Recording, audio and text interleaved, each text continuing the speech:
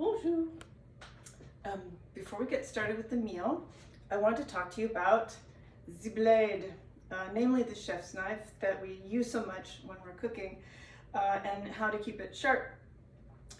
The first step in keeping it sharp is getting it sharpened, or having a new blade that's already sharp. But as you use it, in fact, some people believe that every time you use it, the threads at the end, I don't know what they really are, but it's at the point of the blade, get a little off. And so the honing stick, which is what this is, it's not a sharpening tool, but like a tuning tool, puts them back into order again, so that, yes, it's sharper, but it's not sharpening. You have your blade sharpened when it's like this, and you have no way of the honing tool helping it at all. And the instructions that I've seen that I think work the best are to place the tip of the tool into your, actually we do it here, so it's right in front of me, and the blade is down, and I am turning it at an angle of 22.5 degrees. So if this is 90, you can see that this is 90 and this is 45, then half of 45 is about this much. And without much pressure really, you just draw the blade across on one side and the other about 10 times, each time before you start to use the knife. I think this gets us to be about 10, 5 on each side, right? Something like that. And so when I wipe the blade, by the way, I always wipe it from the back so as not to accidentally cut myself, and also to make sure that there's nothing on the blade, especially if you are sharpening. We're not sharpening today, we're just honing. And you'll know whether your knives are sharp and tunable if you can place a tomato, as we have in our dinner package tonight. So this is a good chance for us to have a look to see how our knives are doing. And I've just honed it, and so I'm going to test different parts of the blade and see if I just gently draw it across the tomato, does it go in? And it is in fact going in without, well, that's maybe a dullish spot right here, so I probably want to go back and do this bit again. Yeah, so just testing the whole blade in little sections to see how you did. And if you just can't get it to cooperate, even with your honing stick, it's time to get them sharpened. Now these instructions on the quinoa say that it has to be rinsed, and probably everything should be rinsed anyhow. But this in particular is very interesting. I'm sure yours says the same thing, that rinse quinoa thoroughly before cooking to remove its natural coating called saponin, I think that's correctly pronounced, I hope, which can make it taste bitter or soapy. Place quinoa in a fine mesh colander and rinse under cold water for 3 to 4 minutes. I'm going to go a little off the recommendations just slightly, because I live in California and it's very much frowned upon to let water run for 3 to 4 minutes just to rinse something. So what I will do, sorry about all the noise, is soak it. So you will see here that I have about a medium-sized bowl, just enough to fit around the sieve. And the sieve is a very fine wire mesh, and I highly recommend that you get one of these too. I use it for lots of stuff. And I see the quinoa expanding actually as I'm jostling it in the water.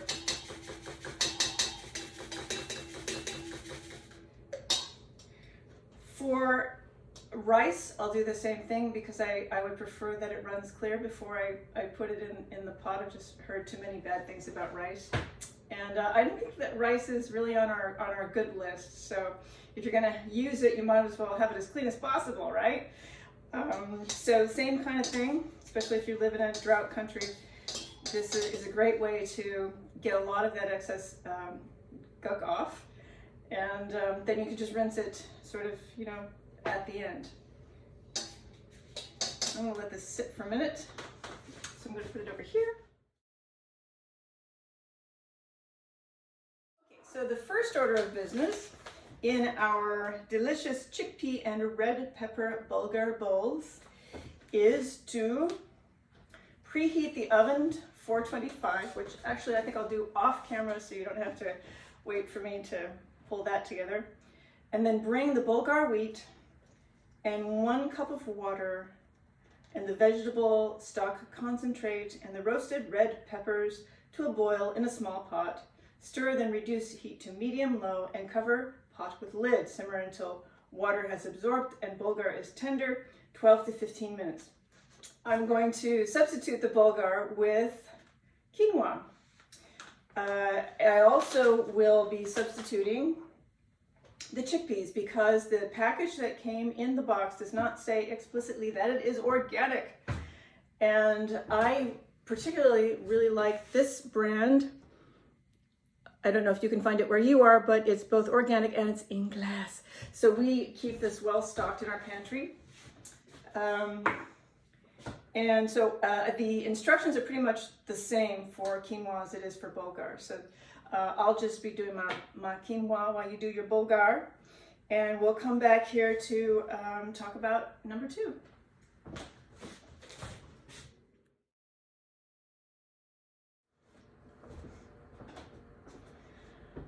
Okay, so we're at part 2 now, and I have finished my quinoa, which would be maybe your bulgur or your other substitute. And my oven is preheated to 425, and I'm just about to open the chickpeas and rinse and drain them, other way around, drain and rinse them to start preparing them for the oven. I have also lined my tray with parchment because I want to protect myself from the surface that I have, which is iron, cast iron, and yours may be aluminum. And in either respect, it's not good for us, so better to have the parchment in the way, even though it might not brown as nicely as you're used to, but I think it's worth the health precautions. Okay, the chickpeas are now ready to be prepared. Some brown ones in here. I don't know what that means, but I'm just going to pull them out just in case. And so they go into your big mixing bowl with your cooking oil.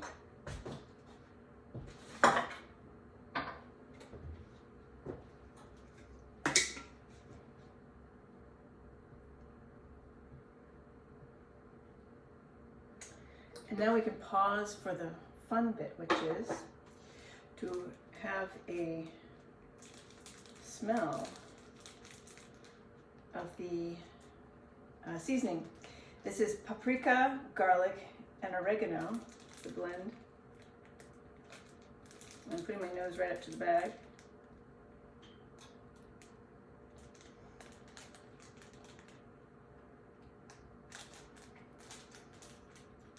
I'm trying to see if I can sort out which is which. Smells good. I'm going to pop that onto the chickpeas.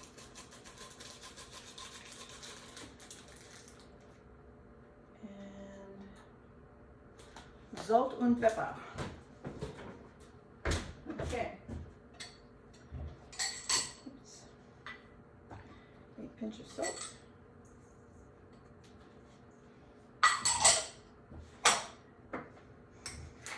Pepper.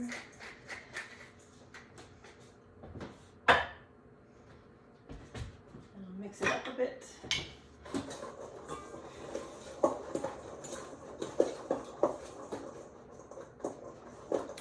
Actually, I think that the chickpeas will actually brown pretty nicely, even on the parchment.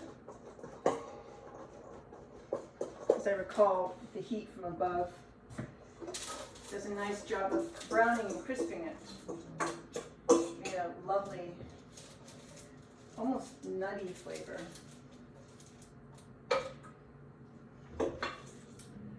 Okay, I'm going to pop those in the oven and turn the timer on for 18 to 20 minutes. So I think I'll put in 10 And it does say to stir halfway through, so 10 is just fine. And then we'll meet back here again for number 3. Yep, that's it.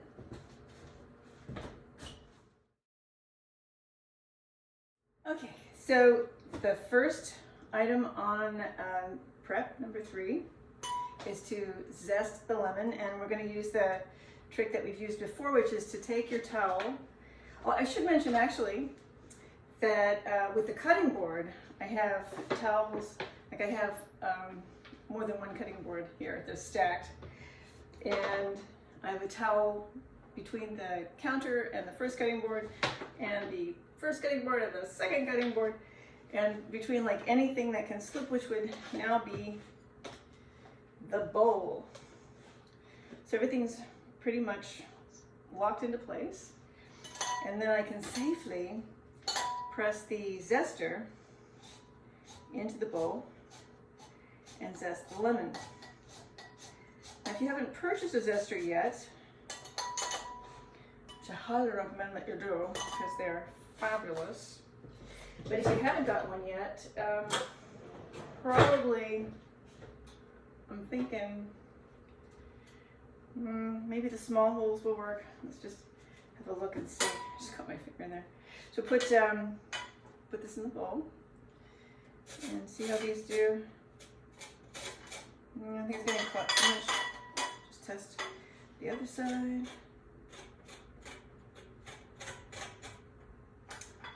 And you get too much of a white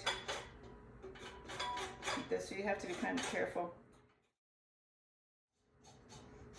And it says to only zest half the lemon, so we will try to be in compliance. I think it's about half, a little more maybe.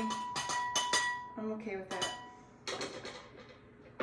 And then it wants us to quarter the lemon, so we can use the same technique that we used for the onion. If you saw that episode that I uploaded, if you haven't, it's a good one, I think, to check out.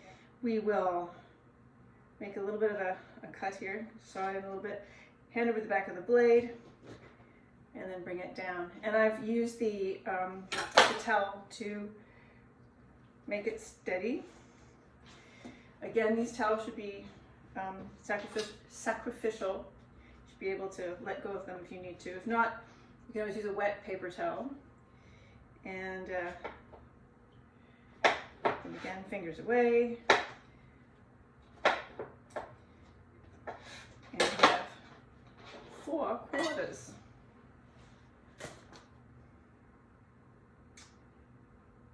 Then I think actually I'll let you do the lemon, and then we'll circle back down to here again. We are now destemming the kale. I usually use a knife, but they like the zipper method, so we're going to try that. The other problem that I find with the zipper method is that it tends to pull off the last piece, so you may need to use a knife in addition, or you may be much more coordinated than I am and able to handle this without a hitch. Okay, here you go, ready? So you hold with your non-dominant hand the stem, and then with making a little circle with your thumb and first finger, I guess, you pull on the stem and push on the leaves. And if you're clumsy like I am, then you might get this mess. So the other option would be just to use your knife, and you shouldn't really need the towel to stabilize it. And we're just cutting out the big stems.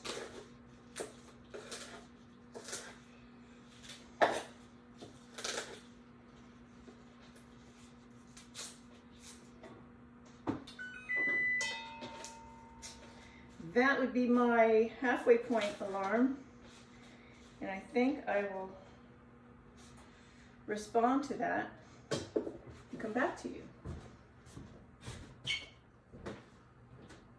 So funnily enough, my chickpeas at the halfway point are starting to brown nicely already and get a little bit crisp. So I'm just going to put them in for 5 minutes and see what happens after that. I just remembered I was going to finish the kale before I came back, but I lied. We're almost there.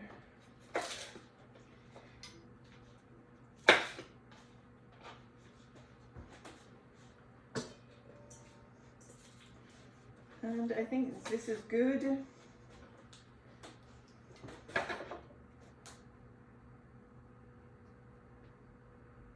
All right, now they want us to cut them into bite-sized pieces. This is probably a good time, if you have one, to bring out your trusty paddle. These are almost bite-sized as it is because kale cooks down considerably. Oh, you know what? I'm assuming it's cooked down. I just gave myself away. Have I read the recipe all the way through yet? I guess not. I think it's not going to be cooked. So we will cut it down to bite-sized pieces.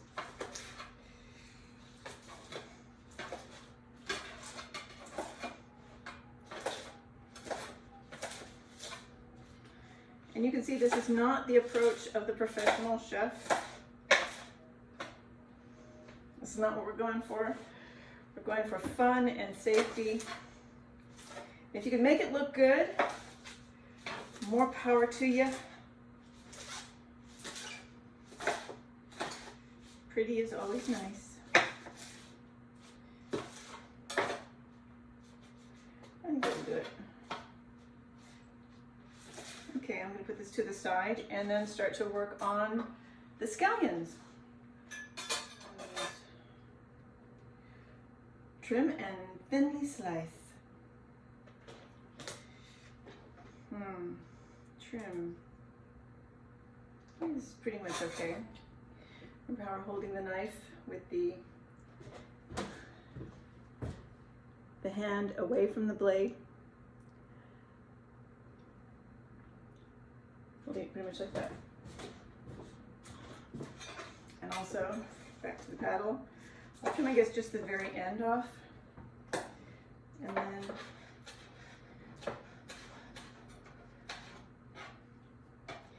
employing the rocking style cut because it's close to it's a small piece close to the board.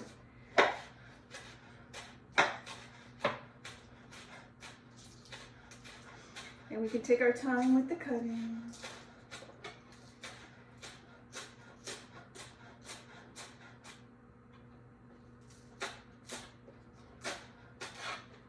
Just making sure you can see this because sometimes I pile stuff up in front and don't want to block your vision. Yeah, I think that'll do. And we can put that in a ramekin.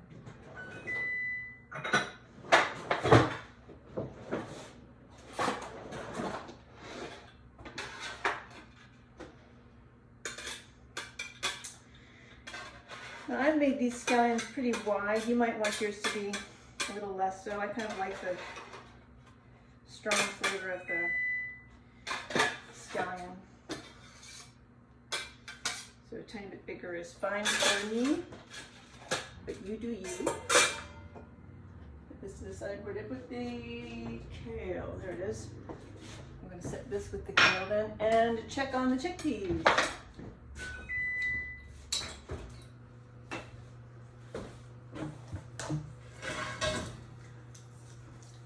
I think they're looking lovely and brown and crispy, but they could probably still take a couple more minutes. Get a little crispier. So we will give them those couple more minutes, maybe 3. Which brings us up to 18 minutes, I think, which is about what they had predicted would be what we would need. Okay. Now we have the Roma tomato and the Kalamata olives. And I think what I'll do is pause here so that you can get caught up, and then we'll come back and do the last two cutting bits for the prep number 3.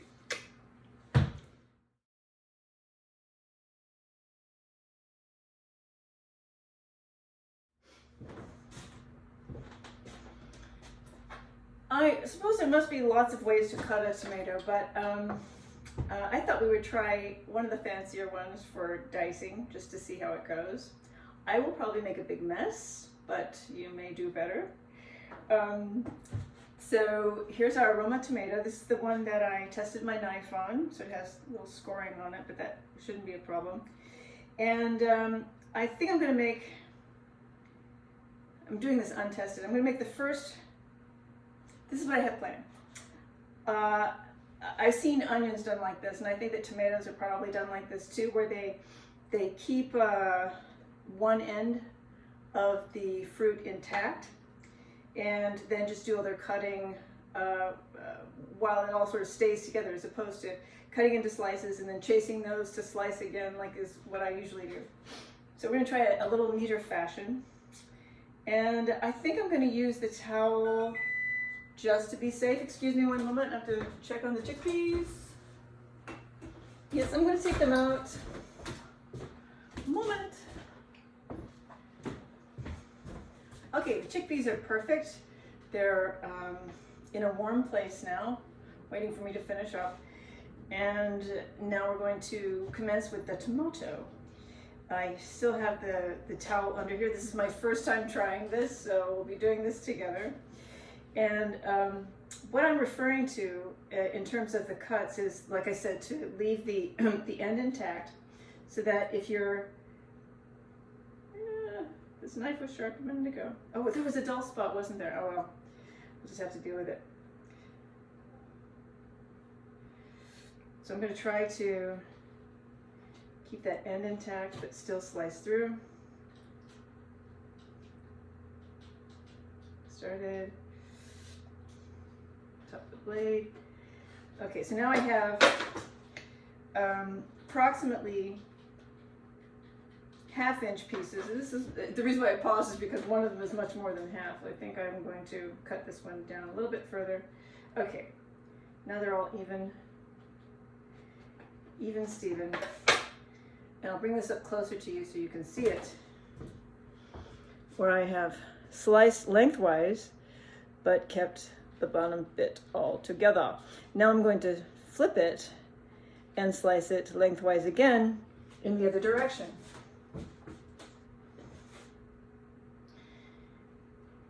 And ordinarily there'd be a lot of skittering going on with this, so having the towel beneath is really important at this point. Excuse me.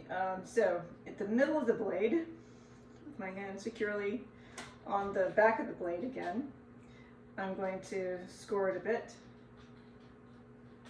and then place my hand over the blade to cut down. And score again, and cut.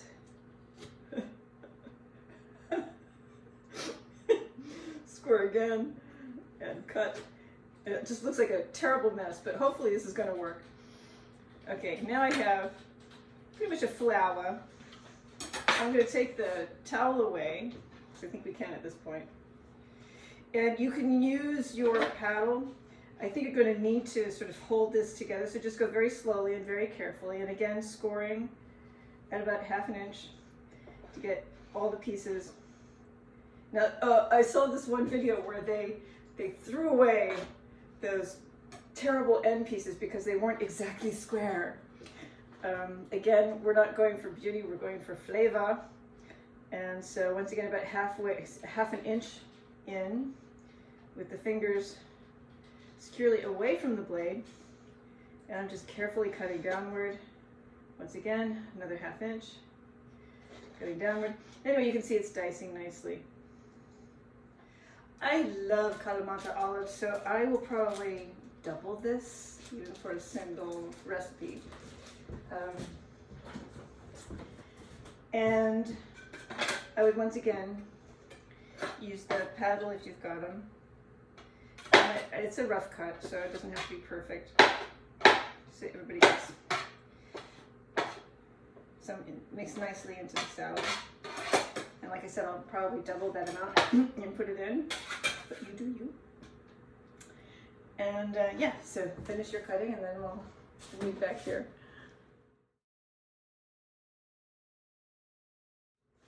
Now this is the part where we both draw up our sleeves and prepare ourselves for some handwork. I'm going to take my ring off because I don't want it to wind up in the salad. The other one will stay on my finger. It says to start with 2 lemon wedges, which was squeezed into a large bowl. And I think this is 1 tablespoon of olive oil. Doesn't quite seem enough to me, but just put a little bit more, and that's probably a tablespoon. And a splash. And then salt and pepper.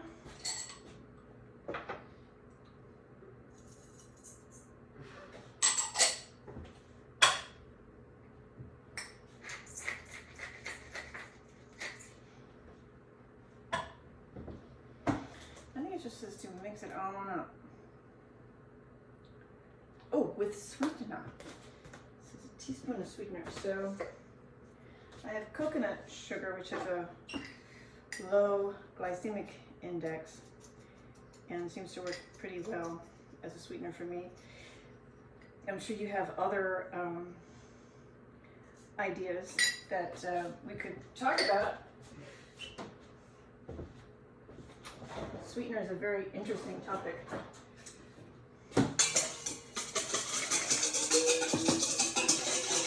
Because we all have different needs and different tastes. Like there's certain things that taste bitter to me that will taste great to you, and vice versa. So sharing ideas is good.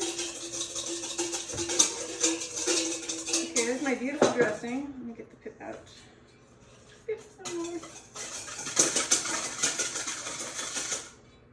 And now we add the beautiful kale. Let me just check on this, make sure that I'm doing this in the right order. Add kale to bowl with dressing. And here it goes. And now for the massaging.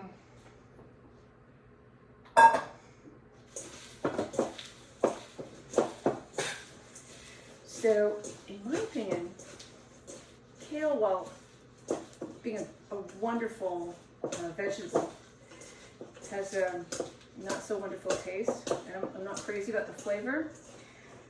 But when you massage it like this, somehow it deadens the flavor, if you will, or mutes it. Maybe that's more like it, and makes it palatable and even tasty, depending on what you're massaging it with. That's my right hand. I'm switching to my left side. Just a little bit more. Okay. And that has massaged down to about half its original size, maybe 2/3. I will rinse the beautiful glop from my hands. What is next? Add the scallion, the tomatoes, the olives, the pinch of the zest to the bowl of kale. Toss to combine. Season with salt and pepper, which I already did. Sorry, in haste. And I think we're ready to go. Cool. So, tomatoes. And this is the point at which, actually it happened a little earlier, when the dishes start to pile up. This is when the kitchen elves should come dancing in to tidy up a bit so there's less of a mess at the end. Here are the olives going into the salad, and here are the scallions going into the salad.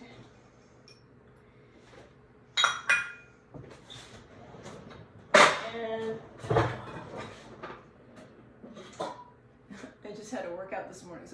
peppers. A bit of a chore.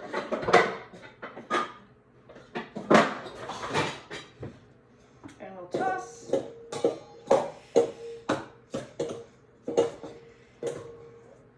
a bit like the Swedish chef.